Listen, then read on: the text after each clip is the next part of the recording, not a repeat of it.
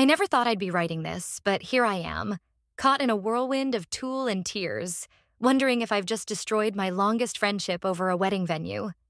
My best friend Lily and I have been inseparable since kindergarten. We've shared everything: secrets, clothes, and even our wildest dreams.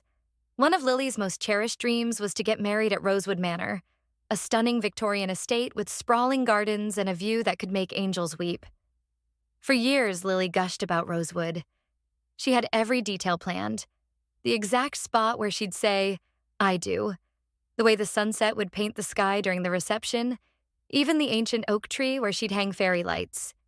It was her fantasy, her perfect day wrapped up in a bow of vintage charm and floral perfume. Here's where it gets messy. 3 months ago, I got engaged to James, my boyfriend of 2 years. We were over the moon, floating on cloud nine, all those cliches you can imagine. Lily was thrilled for us, immediately volunteering to be my maid of honor.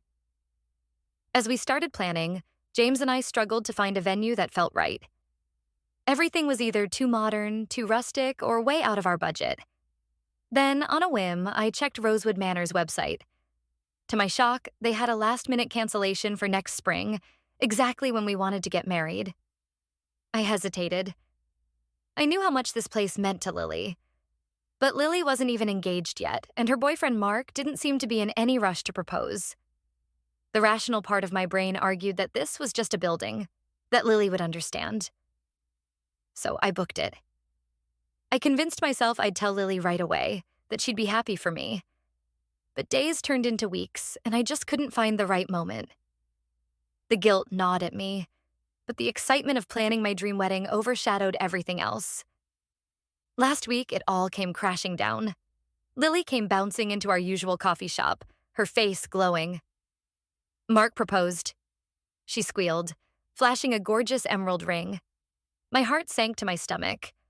I knew what was coming next. "And guess what?" Lily continued, oblivious to my growing panic. "Rosewood Manor has an opening next spring.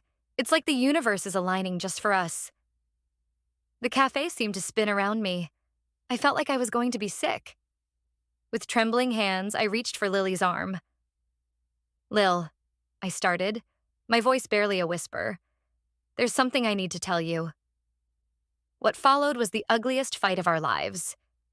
Lily's joy morphed into betrayal, then fury. She called me a backstabbing bitch, a selfish a-hole who cared more about a stupid party than our friendship. She stormed out, leaving me in a puddle of tears and spilled lattes. It's been a week. Lily isn't speaking to me. Half our friends think I'm the devil incarnate, while the other half say Lily's overreacting. James is supportive, but admits he feels terrible about the whole situation. I've tried to make it right. I called Rosewood to see if they had any other dates available, but they're booked solid for the next 2 years. I offered to help Lily find an even better venue, but she won't return my calls or texts. Part of me thinks I should just cancel my booking and give Lily her dream wedding.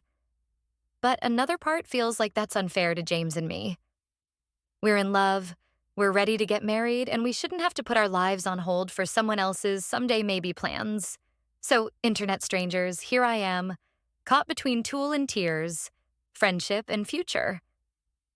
Am I the a-hole for booking my best friend's dream wedding venue? Should I cancel everything to save our friendship? Or is Lily being unreasonable about a place she had no actual claim to? I never thought I'd be that bride tearing friendships apart over centerpieces and venues, but here I am. Judge me as you will. I'm already doing a pretty good job of that myself.